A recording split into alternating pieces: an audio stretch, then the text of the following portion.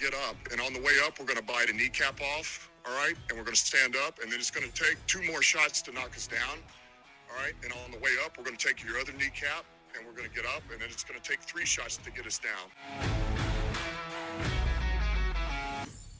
What's up, Kneecaps Nation? Thrilled to have you along for the ride with us in the post-Memorial Day weekend edition of Kneecaps for Breakfast. Vince Progar, that's me, alongside Phil Byrne, as always. And Phil, I know it's back to work after a 3-day weekend for you, but did you have a nice one at least? Yeah, it was fantastic. Summer officially here. I think pretty much any place that has like a community pool, they always use Memorial Day as kind of the start of the summer season here in Michigan. So summer in full swing. With summer in full swing, was able to spend Sunday with my folks and my brother Kevin, who traveled over from the west side of the state over at the Tigers game. Saw a game where plenty of offense was had, which was kind of a nice little change of pace for this Tigers team. But awesome to spend a really nice day down in downtown Detroit in Comerica for that day at least. So what's the scene been like? I know you've had a chance to take things in around Ford Field, Comerica Park area in the fall and winter time when things are kind of closed up with the weather taking a turn for the worse and everything like that. How's things looking down there in the downtown area this time of year when we got late spring, early summer vibes going? What's the overall feel of that athletic complex area been like? Well, one thing that was interesting that wasn't there during the last season for Lions games was I noticed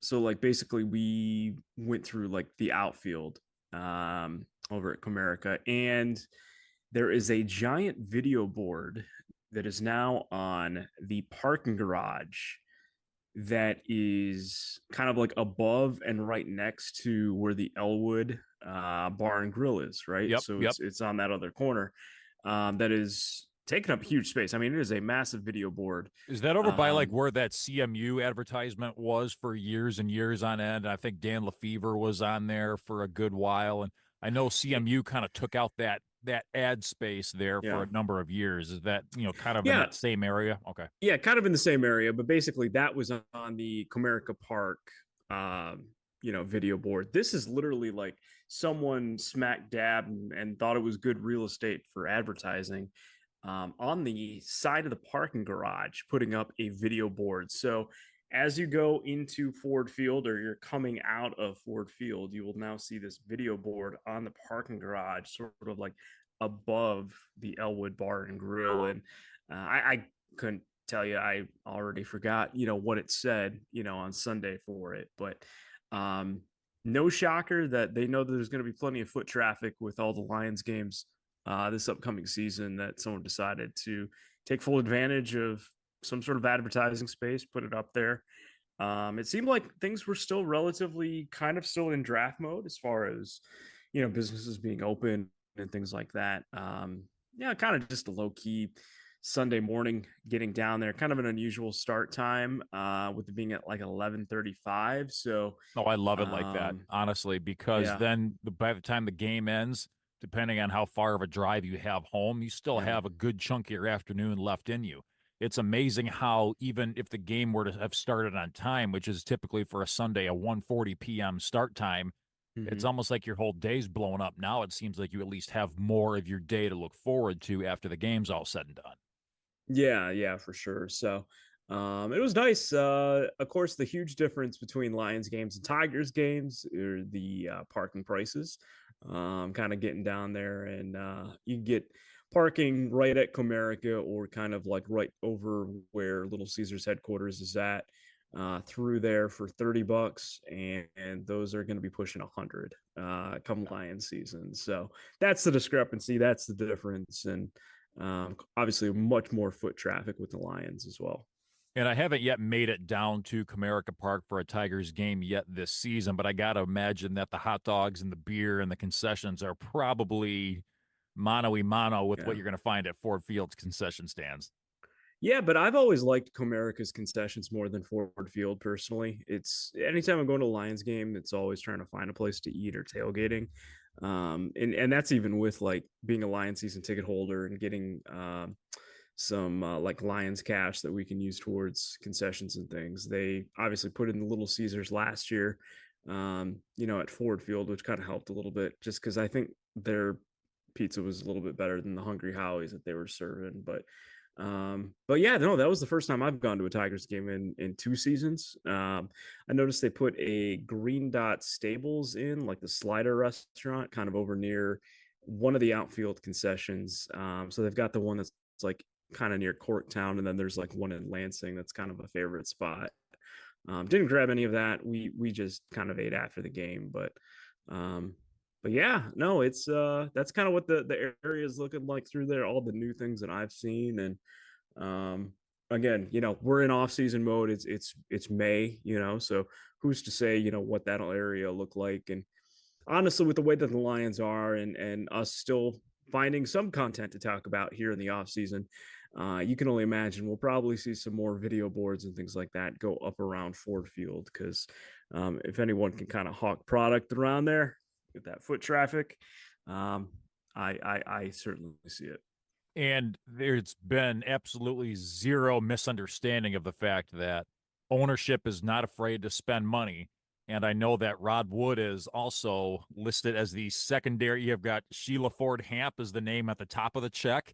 And then underneath her name is Rod Wood. So you know that Rod's not afraid to spend money either. So it wouldn't surprise me at all if you're going to see these random techie things or video boards or anything popping up over the course of the summer. Because, like you said, Phil, the interest is already there. It's a matter of how you're going to capitalize it. There's a couple new Jared Goff billboards around 75 that I think it's for Cure Auto Insurance. Amon-Ra St. Brown's done the commercials with them before too.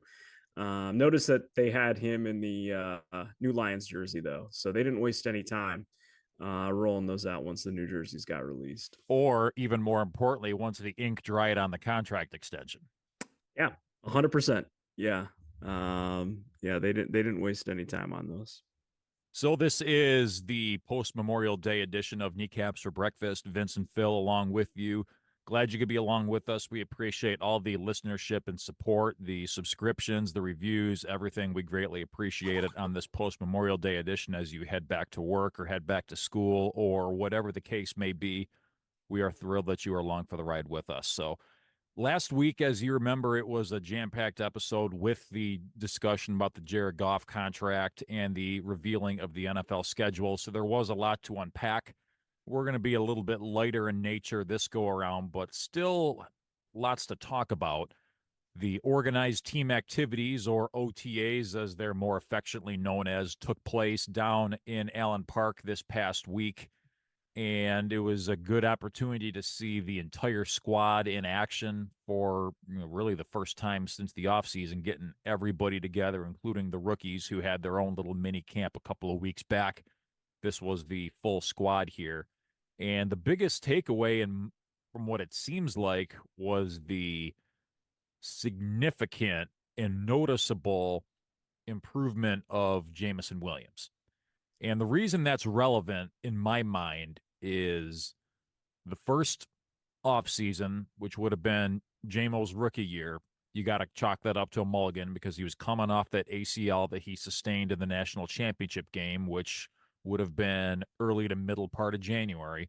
So by the time we were in late spring, early summer, he was still months and months away from getting that medical clearance. So there's your mulligan. This past offseason, the one before this, was going to be okay, show me what you got. And it seemed like, as far as what we were getting from the coaching staff or people in the front office or even other players for that matter, you weren't hearing anything, good, bad, or otherwise. You weren't hearing anything. And a lot of times, if there's any type of news to report, even if it's ways of, okay, maybe things aren't going super great, but in a way of just trying to put a positive spin on it to throw our support and just see what happens. You weren't getting any of that last year, which led us to associate that with the possibility that, hey, maybe things aren't going so good heading into year two. It's a complete 180 this time around, where Dan Campbell was asked point blank what he liked about the OTA so far. He wasn't asked from a personnel standpoint or who do you think the most improved player is or anything. He was just asked, he lobbed up a easy open-ended question, take it whatever way you want to take it. And he came right out and said that Jamo, hands down, is the most improved player on this team, and it's not even close. Next question. That's a good sign, Phil, heading into the spring OTAs. Yeah, 100%. So we know what the Lions are capable of when we get some contributions from Jameson Williams. What about if he becomes an integral part of this offense and can get 4 catches a game? 4 catches a game, 80 receiving yards, coming close to scoring a touchdown. You get those type of contributions.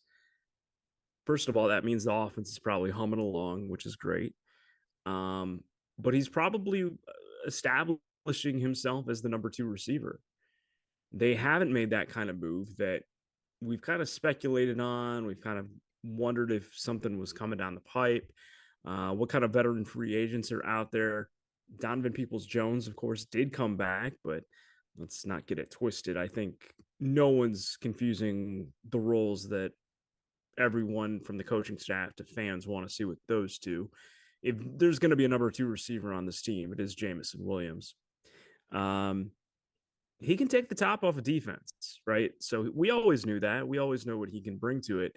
But I think when we're talking about what he needed to improve on, it was the concentration, it was the hands, it was the route running. It was a lot of the little things that, hey, it's great that we took you on physical skill set and a couple solid years of some decent production in college where we took you in the first round. But to make that pick worthwhile, to make it have standing, here's what you need to improve on. And if Dan Campbell is so glowing about what we're seeing from him or what they're seeing from him, it is an awesome sign. And hopefully that isn't just a tactic that they know that people can't see practice and they're just kind of like, trying to, support him essentially, in his development. But it's actually a valid and genuine assessment of he's put in the work this offseason. A lot was made about what we were, or I should really phrase as what we were not getting from Jameson Williams once he became healthy enough to play. And then, of course, he had that suspension at the beginning part of last season, was supposed to be 6 games, got pled down to 4 games. So he was able to come back and ideally make more of an impact. But even still, it wasn't until much later in the season where there was any signs of life. If you take his career statistics, out of the 18 games that he's played in, he still only touched the football 30 times. So you're talking less than 2 touches per game over the entirety of his career. Mm-hmm. Now, what's getting lost in the shuffle from the way the season ended out in the Bay Area in the playoffs last year was just how big of an impact that Jamo made in that game with that huge end around, giving him a rushing touchdown and that receiving touchdown. I think people are honing in more on the fact that Josh Reynolds dropped 2 key passes and that this happened or that happened, or Vildor and the face mask and all that, and they're forgetting what they got from Jameson Williams.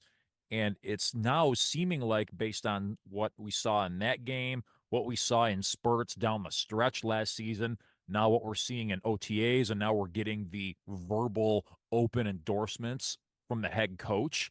It seems like the existence of Jameson Williams as a big threat in the offense is starting to evolve from more of an idea, more of an idealistic approach, to now something that's actually real and realistic. Yeah, absolutely. And I think the thing that really makes this offense something to be feared across the league is when you do incorporate Jamo into more consistent, routes and just having him out there, because anytime you have him and Jahmyr Gibbs on the field at the same time, you have no idea where that explosive home run play could come from, especially if they're lined up on the same side of the field. So the more that we're going to see those two interact, which I think we start to see a sizable portion of it in the postseason, as you alluded to there, but is really only going to be a good thing. And again, I just hope this assessment is genuine and just not a sign that Dan Campbell has his back, because I think he's gone through so many things since coming to this team. That I'm really rooting for the guy and hoping this all works out, because again, I think he is the difference maker a lot of times, that kind of guy between winning the NFC, getting to the Super Bowl, and winning the Super Bowl. When you get guys that can do what he can do on a little bit more consistent basis, that's the sign of a Super Bowl champion kind of team. Yeah, what I don't understand is how the narrative still exists that just because Jared Goff can't throw the deep ball, Jameson Williams is not going to be involved in this offense. And I think that's completely unfair to Jamo in the fact that he can be so much more of a threat to this offense than just a deep ball receiver. He can create things in ways that I'm sure a lot of defenders don't even have the capability or capacity to defend without doing some serious film study on this guy. And even then, he's so crafty and creative and quick that you can make so many different opportunities happen that you don't need a 25 to 30 air yards ball thrown at him for him to make a difference. Well, and you think about what you're getting across the middle of the field, 15 yards out from Laporta and St. Brown, that all of a sudden the defense is going to start to come in a little bit. And then, they think Jamo is going to go deep, but then it's a curl route, right? And he comes back and catches the ball, and it's a 25-yard gain because the defense was coming in to, try to get the other guys, and they didn't have the right zone coverage back there, in the secondary. So it's just going to open up so much more, if he is making the strides that we, hope to see going into, his third season. Another note from OTAs this week, Dan Campbell was asked if this was a Super Bowl or bust type of season, and he said, it's going to be Super Bowl. I don't know where the bust comes in. There ain't going to be no bust. It's just going to be Super Bowl. So clearly Dan Campbell hasn't missed a beat since the end of last season. He's still at the very top of his game. I know we start each show out with the kneecaps, and we're gonna do this, that, and the other thing. But to me, the best line of dialogue that he has ever said came from Hard Knocks, where it took him 45 seconds to a minute to think about what he wanted to say. But just one of the coolest, moments caught on film in Hard Knocks, in their show's history of him talking about, what that Lions season and what the Lions will be defined by. And, that was the season, of course, that led into the season that they didn't make the playoffs, but really was the turnaround for everything. The 1-6 start, and then Sheila comes out and says her piece, and then everything turns around from there, and the rest is history. Yeah, and they get that win, in the final week in Lambeau, and Aaron Rodgers, last completed pass as a Packer goes to Kirby Joseph. Yeah. How about that? So not everybody was fully active at OTAs over this past week. 17 players on the Lions who are going to be missing some time this offseason, including some big name guys. Brian Branch, one of them, it sounds like he underwent some surgery. It sounds to me that he'll be good to go for week 1, but it sounds like he's going to miss a good chunk of whatever the offseason program entails. Frank Ragnow obviously going to be missing some time as well. Taylor Decker, Sam Laporta still healing up from that knee. Jahmyr Gibbs, Terrion Arnold, and Ennis Rakestraw, the rookies, are going to be missing a little bit of time this offseason with OTAs. Alex Anzalone, another one. Kirby Joseph, Marcus Davenport, DJ Reader, and Emmanuel Mosley. So all guys that are going to be a big part of the defense are going to be missing some time in OTAs as well. But it's a good opportunity to see what you have beyond some of those guys because, of course, everything sounds great in a vacuum when you line all the guys up 11 on one side, 11 on the other side, but there's got to be depth pieces in there to rotate guys in and out or be able to spell guys in the case of injury if you got to miss a series or, heaven forbid, miss a game or two or something like that. It's good to see what you have waiting in the wings as well beyond just whatever your top 22 guys are. Manuel Mosley is still hurt though. Like he's still not cleared to go.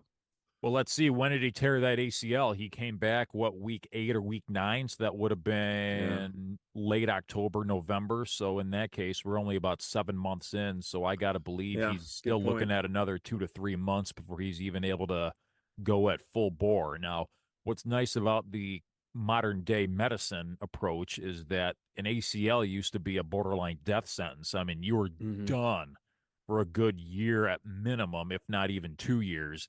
Now I'm seeing guys coming back from ACLs 6 to 8 months. So it just goes to show. I mean, with him, it could take a little bit longer because he's on his second ACL tear, but you never know the way guys are healing up nowadays. But with coming off that second one in such a short amount of time, I got to believe his overall level of conditioning has to be off a little bit too. I mean, he hasn't been able to can't run, really do a whole lot in the way of football activities for quite some time. So you almost got to think maybe a guy like him may be a little slower coming back from this one. Again, I don't have a M or a D at the end of my last name, so who am I to speculate, right? Yeah. But interesting though. Yeah, I mean, again, that's why you invest in the secondary, because you just, he may be a rotational piece, but if he is healthy, he's only going to help. But you don't want to have to rely upon him. Now, of course, with the rookies back there, they should be good to go at some point. It's just kind of healing things up a little bit. So, I'm not as concerned with those two guys as much. And I don't think that can be understated as well, knowing that Mosley may not even be counted on to play a role right away. He could even wind up being a post-training camp cut for all I know, knowing that you're bringing in the 2 rookies, knowing that you got Robertson as the nickel corner, knowing that you got Carlton Davis coming in that's going to be expected to lock down one of those key corner spots. There may not even be a chair when the music stops for Mosley. You never know. It just depends on how quickly he heals up and what he looks like once he's healed up and is back out there on the football field again. Yeah, without a doubt. You're listening to the post-Memorial Day episode of Kneecaps for Breakfast. Vince Progar and Phil Byrne along with you. And you might be wondering, well, wait a minute, it's Tuesday. Usually this drops on Monday. Well, in case you're living out from under a rock, or in case you've been overseas and have just forgotten what day it is, or if you're not even a U.S. citizen and don't practice, well, it was a national holiday over the weekend. And as far as I'm concerned, if the garbage pickup can be delayed by one day in honor of the holiday, I guess so can Kneecaps for Breakfast. There'll be a time probably later on in the summer where we do take a bye week or something like that, on a week where there's absolutely nothing going on. But in the meantime, you've got us for another episode, and we're thrilled you could be along with us. So, Phil, we didn't have a clear picture of the entire schedule last week. Of course, we had games 1 through 17 on our list, but we had no idea what the preseason was going to look like just yet. So that's since been unveiled. So the schedule flip-flops every year. So during the regular season, you get the 8 home games in odd number years, and then you get the 9 home games in the even number years. So that's where we're at. We're in 2024 this year, so therefore the Lions get the 9 home games. And what that means right now, until the scheduling format changes again, if they expand out to 18 games like they want to, and that's being rumored, but as for the time being, what's going to happen is the Lions are going to have this season 2 away games in the preseason and only the 1 home game in the preseason. Then it'll be the inverse next year. So the Lions preseason schedule is as follows. The first preseason game, the second week of August, will be at the New York Giants, followed by a week 2 of the preseason game against Kansas City out at Arrowhead Stadium, followed by the lone scheduled home game for the preseason as the Lions finish things out against the Pittsburgh Steelers. So what I found to be interesting is over the last several years, a lot of teams, including the Lions, have partaken in the joint practices with the teams that they played in week 1 and week 2 of the preseason. And that's impacted a lot of things in the sense that the Lions approach the preseason games themselves a certain way, in that they're doing the joint practices all week. Therefore, Dan Campbell and company have felt more comfortable sitting a lot of the key guys, both on offense and defense, in the actual preseason games themselves. And when confronted about why he's doing it that way, his answer all along has been, well, the guys are getting good, valuable reps in these joint practices. Therefore, we didn't see the value in essentially suscepting them to more injury the second time around in the games themselves. Okay, that's all fine and great. So they have a set of joint practices set for week 1 of the preseason against the Giants, just like they did last season. Well, week number 2, when they play the Chiefs have never participated in the joint practices, and they sure aren't going to start that right now. So what that's going to do is that's going to impact the way the Lions approach a lot of things in training camp and in the preseason games, it sounds like, Phil. Well, hey, let's just call a spade what a spade is. If this was the Carolina Panthers in week 2 with the Kansas City Chiefs, I feel like Andy Reid would be more susceptible. But he's a smart man. He knows potentially you already have a very smart and cunning coach, and a coaching staff that would probably look for any advantage. That advantage could come in the fact that if the Lions are the contender that we believe them to be this season, you could get the Kansas City Chiefs in the Super Bowl, obviously, as the back-to-back Super Bowl champions. And Andy Reid does not want to give the Lions a heads up, an advantage of seeing how these guys prep, how they practice, how they prepare. Guys that are on the fringe of the roster that you don't see all the way through the regular season, but they're still there. They're still on the practice squad, and then all of a sudden they get called up for the Super Bowl. So that's the kind of thing and the kind of reason why I think Andy Reid has never done these, right?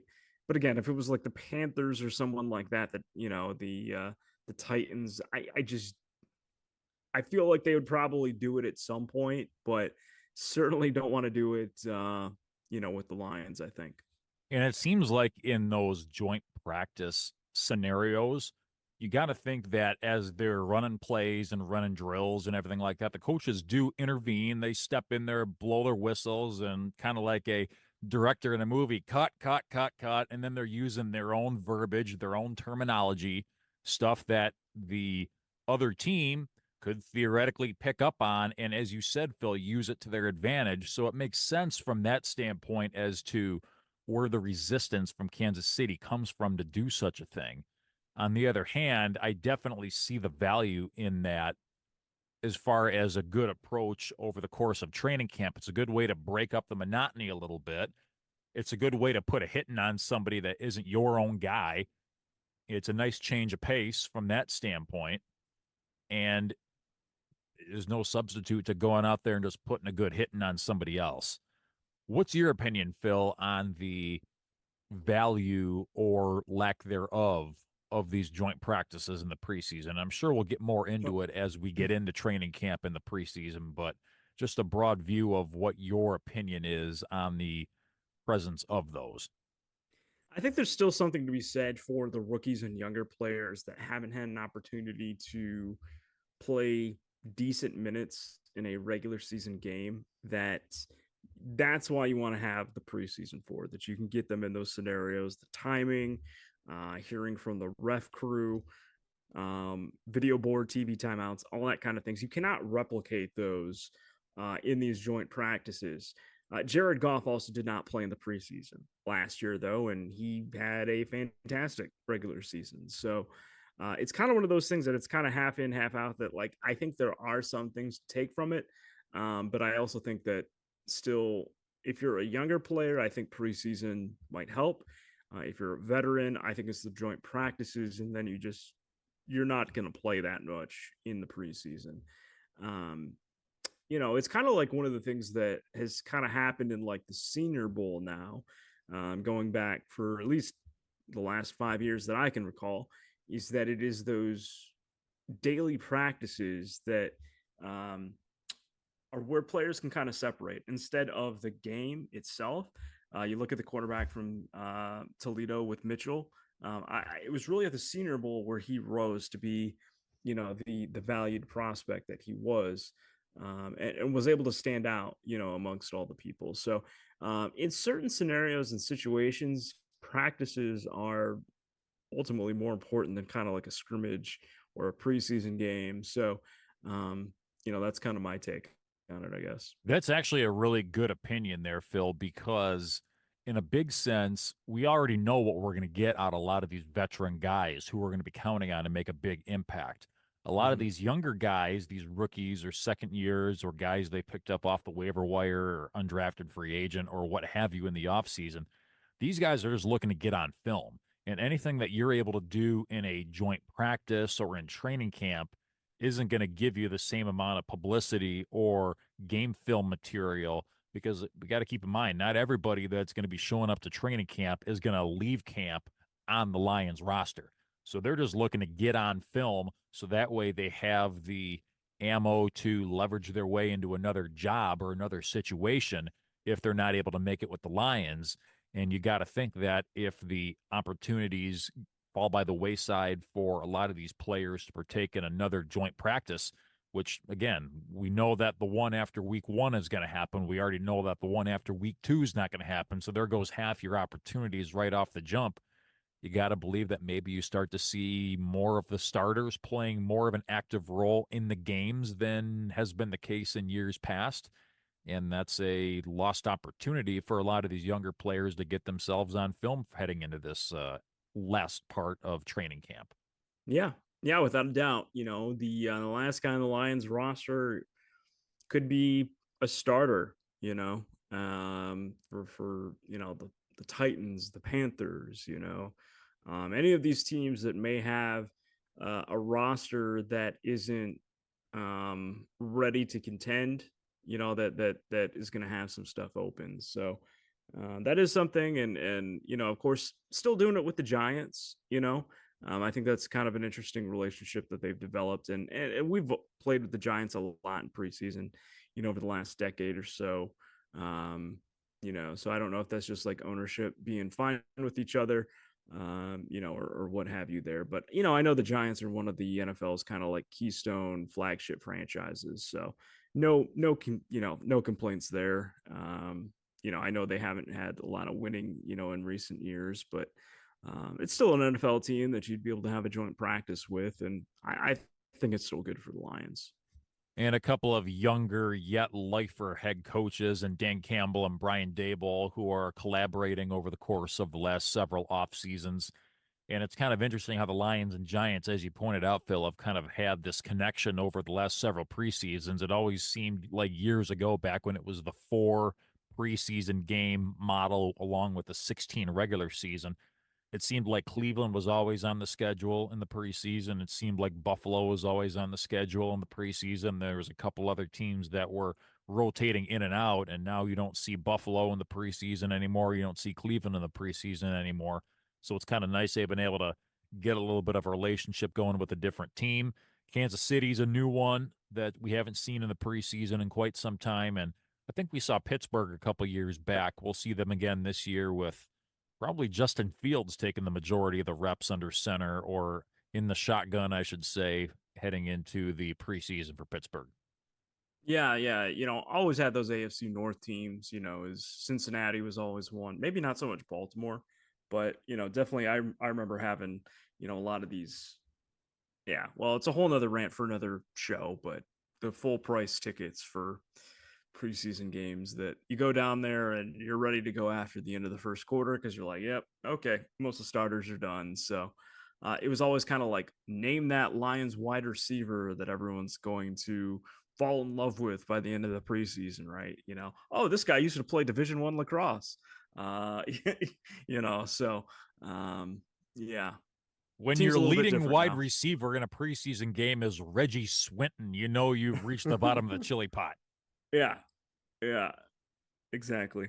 So that's going to be coming up in August. So we're still a couple of months away from actually seeing guys putting lickings on other teams' players, but still nice to see the OTAs this past week.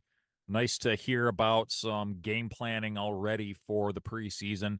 It just kind of subtle hints like that, Phil, that the season of football isn't too terribly off in the distance.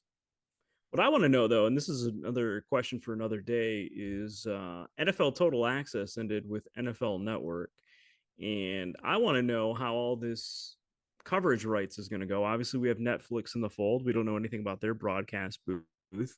But I know Rich Eisen's still doing his thing with NFL Network, but it sounds like NFL Network could potentially have a little bit of a simulcast with ESPN. So again, that to me, as someone that was in that industry for a long time, looks like we're just going to have jobs be eliminated if you're going to have two networks basically sharing on air talent, which I don't think is a good thing. But as long as our local talent of the likes of Dan Miller and Jennifer Hammond and Woody Woodruff and all them, Wojo, don't fall by the wayside, I think we're okay.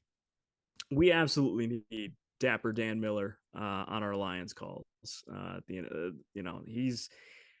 listen. I think the TV crews do a fantastic job, but there's something special about watching on a Monday following a Lions win, Dan Miller's game-winning call of the Lions wrapping it up, and it's job well done, job better done by the Lions today, and all of his kind of trademark isms that he has. And the best part about that is we are just a few short months away from hearing more of those Monday morning Dan Miller highlight calls.